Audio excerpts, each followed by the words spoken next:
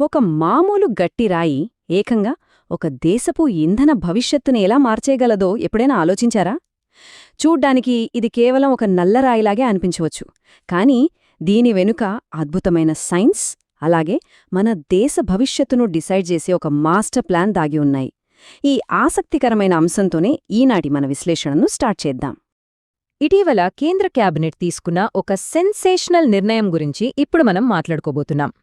INB మంత్రి అశ్విని వైష్ణవ్ గారు ప్రకటించిన ఏకంగా 3,00,000 కోట్ల రూపాయల భారీ ఎనర్జీ ప్లాన్ ఇది. అసలు ఇంత భారీ పెట్టుబడి వెనుక ఉన్న ఆంతర్యమేంటో ఇప్పుడు డీకోడ్ చేద్దాం. ఈ విశ్లేషణలో మనం ఒక క్లియర్ రోడ్ మ్యాప్ని ఫాలో అవుదాం.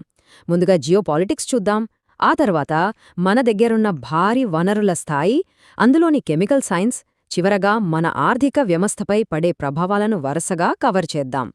మొదటి భాగం ఇంధన స్వయం ప్రతిపత్తి, ఎనర్జీ సెక్టర్లో జియోపాలిటిక్స్ మరియు పాలసీల పాత్ర. ప్రస్తుతం ప్రపంచవ్యాప్తంగా భౌగోళిక రాజకీయ పరిస్థితులు ఎంత వేగంగా మారుతున్నాయో మనకు తెలిసిందే కదా. ఇలాంటప్పుడు ఎనర్జీ కోసం ఇతర దేశాలపై ఆధారపడ్డం చాలా రిస్క్.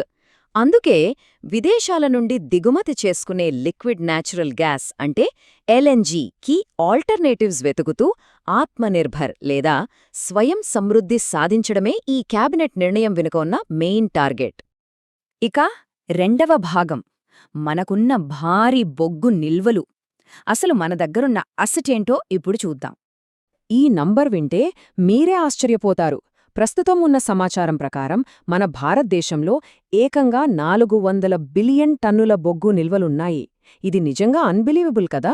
మన దేశ భౌగోళిక స్వరూపం మనకిచ్చిన ఒక అద్భుతమైన వరమిది. అయితే ఈ వనరు ఎంత పెద్దదో సింపుల్గా అర్థం చేసుకోవడానికి ఈ లెక్క చూడండి. మన దేశంలో ప్రస్తుతం ప్రతి సంవత్సరం మనం వాడుతున్న బొగ్గు కేవలం 1 బిలియన్ టన్నులు మాత్రమే. అంటే 400 బిలియన్లు ఎక్కడా, మనం వాడుతున్న 1 బిలియన్ ఎక్కడా? సో ఈ చిన్న మ్యాథ్స్ వేసుకుంటే చాలు, అసలు విషయం అర్థమైపోతుంది. మనం ఇప్పుడు వాడుతున్న రేషియోలో చూసుకున్నా మన దగ్గరున్న ఈ బొగ్గు నిల్వలు రాబోయే 400 సంవత్సరాల వరకు ఏమాత్రం ఢోకా లేకుండా సరిపోతాయి. ఇది మన ఫ్యూచర్కి ఎంతటి భారీ భరోసానిస్తోందో కదా. మూడవ భాగం ది సైన్స్ ఆఫ్ గ్యాసిఫికేషన్. అసలొక గట్టి రాయి వాయువుగా ఎలా మారుతుందనే కెమికల్ సైన్స్ చూద్దాం. ఇక్కడే అసలైన మ్యాజిక్ జరుగుతుంది. ఫస్ట్ ముడిబొగ్గును తీసుకుని మెత్తగా క్రష్ చేసి జల్లెడ పడతారు. ఆ తరువాత ఒక ప్రత్యేకమైన ఫర్నేస్ అంటే కొలిమిలో పెట్టి 1000 నుండి 1500 డిగ్రీల ఎక్స్ట్రీమ్ టెంపరేచర్, అలాగే 30 బార్ల హై ప్రెషర్ వద్ద వేడి చేస్తారు. ఇంట్రెస్టింగ్ పాయింట్ ఏంటంటే ఇక్కడ బొగ్గు అస్సలు కాలిపోదు. దాని బదులు దాని రసాయన స్థితి పూర్తిగా మారిపోయి ఒక గ్యాస్ లాగా కన్వర్ట్ అయిపోతుంది. ఈ ప్రాసెస్ చివర్లో వచ్చే ఫైనల్ ప్రోడక్ట్ చాలా స్పెషల్. దీన్నే సిన్ గ్యాస్ లేదా సింథసిస్ గ్యాస్ అంటారు. ఇందులో మెయిన్గా కార్బన్ మొనాక్సైడ్ మరియు హైడ్రోజన్ కలిసి ఉంటాయి. బెస్ట్ పార్ట్ ఏంటంటే మన అవసరాన్ని బట్టి ఈ 2 గ్యాసెస్ రేషియోను మనకు నచ్చినట్లుగా కంట్రోల్ చేసుకోవచ్చు. దాట్స్ రియలీ అమేజింగ్ అండి. టర్మినాలజీని ఇంకొంచెం సింపుల్ చేయడానికి ఈ పాయింట్ చూడండి. మనం రోజు వాడే సహజ వాయువుకు అంటే పిఎన్జీ లేదా ఎల్ఎన్జీకి బదులుగా ఈ కొత్త సింథసిస్ గ్యాస్ను వాడినప్పుడు దాన్ని సింథటిక్ న్యాచురల్ గ్యాస్ లేదా షార్ట్కట్లో ఎస్ఎన్జీ అని పిలుస్తారు. ఇక 4వ భాగం సిన్ గ్యాస్ నుంచి వచ్చే బై ప్రోడక్ట్స్. దీనికి ఉన్న మల్టిపుల్ అప్లికేషన్స్ గురించి తెలుసుకుందాం. ఈ సిన్ గ్యాస్ వల్ల వచ్చే ఉపయోగాలు చూస్తే ఇది నిజంగానే గేమ్ చేంజర్ అనిపిస్తుంది. ఒకే ఒక్క గ్యాస్తో ఎన్ని రకాల లాభాలు గమనించండి. ఫస్ట్, నేరుగా పవర్ జనరేషన్ కోసం వాడొచ్చు. సెకండ్, ఇండ్లలో వాడే ఎల్పీజీకి సమానమైన ఆల్టర్నేటివ్ ఫ్యూయల్గా మార్చొచ్చు. థర్డ్, వ్యవసాయ రంగానికి అత్యంత అవసరమైన ఎరువుల తయారీకి వాడొచ్చు. ఫైనలీ, పెట్రోకెమికల్ రిఫైనరీల నుండి వచ్చే ఎన్నో రకాల ఉపోత్పత్తులను కూడా దీని ద్వారా పొందొచ్చు. ఇక్కడ చాలామందికి తరచుగా వచ్చే కన్ఫ్యూజన్ని క్లియర్ చేద్దాం. Coal bed methane, coal gasification ఈ 2 ఒకటేనా అని. కాదు.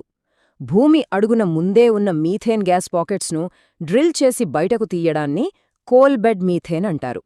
కానీ మనమిప్పుడు మాట్లాడుకుంటున్న కోల్ గ్యాసిఫికేషన్ అనేది ముడి బొగ్గును హై టెంపరేచర్ మరియు ప్రెషర్ ద్వారా కెమికల్గా సింథెసిస్ గ్యాస్గా మార్చే సరికొత్త క్రియాశీల ప్రక్రియ. రెండింటికి అస్సలు పోలికే లేదు. ఇక 5వ భాగం మన లాస్ట్ సెక్షన్ దేశానికి ఇదెలా ఒక స్ట్రాటజిక్ ఎకనామిక్ ఇంపాక్ట్ని ఇస్తోందో అర్థం చేసుకుందాం. ఇక్కడ మనం మంత్రిగారు చెప్పిన మాటలను ఖచ్చితంగా కోట్ చేసుకోవాలి. బొగ్గు నుండి గ్యాస్, గ్యాస్ నుండి ఎరువులు, ఇలా ఒకదానితో ఒకటి లింక్ అయిన సప్లై చైన్ క్రియేట్ చేయడమనేది రాబోయే రోజుల్లో దేశానికి ఒక భారీ ఇన్సూరెన్స్ పాలసీలాగా మారుతుంది. ఎవరూ కదిలించలేని ఒక స్ట్రాంగ్ ఎకనామిక్ సెక్యూరిటీ అన్నమాట ఇది. మన దేశంలోనే లోకల్గా ఉత్పత్తి అయిన ఈ గ్యాస్తో ఎరువులని తయారు చేయడం వల్ల అగ్రికల్చర్ సెక్టార్కు ఎంత పెద్ద లాభమంటే, విదేశాల నుండి వేల కోట్లు ఖర్చు పెట్టి తెచ్చుకునే ఎల్ఎన్జీ ఇంపోర్ట్స్పై డిపెండ్ అవ్వడం ఆటోమేటిక్గా తగ్గిపోతుంది. దీనివల్ల ఫారెన్ ఎక్స్చేంజ్ ఆదా అవడమే కాకుండా మన ఆహార మరియు ఇంధన భద్రత రెండూ కంప్లీట్గా మన చేతుల్లోనే ఉంటాయి. ఈ విశ్లేషణ చివరకు వచ్చేసరికి ఒక పవర్ఫుల్ ప్రశ్న మిగులుతోంది. రాబోయే దశాబ్దాల్లో మన దగ్గర 400 సంవత్సరాలకు సరిపడా ఉన్న ఈ బొగ్గు నిలువలతో చేపట్టిన ఈ మాస్టర్ ప్లాన్ ఇంటర్నేషనల్ ఎనర్జీ మార్కెట్లను పూర్తిగా మార్చేబోతోందా? గ్లోబల్ ఎనర్జీ డిపెండెన్సీని ఎలా రీడిఫైన్ చేయబోతోంది? ఖచ్చితంగా ఇది మనందర్నీ ఆలోచింపచేసే మరియు భవిష్యత్తులో మరింత లోతుగా తెలుసుకోవాల్సిన ఒక ఉత్కంఠభరితమైన అంశం.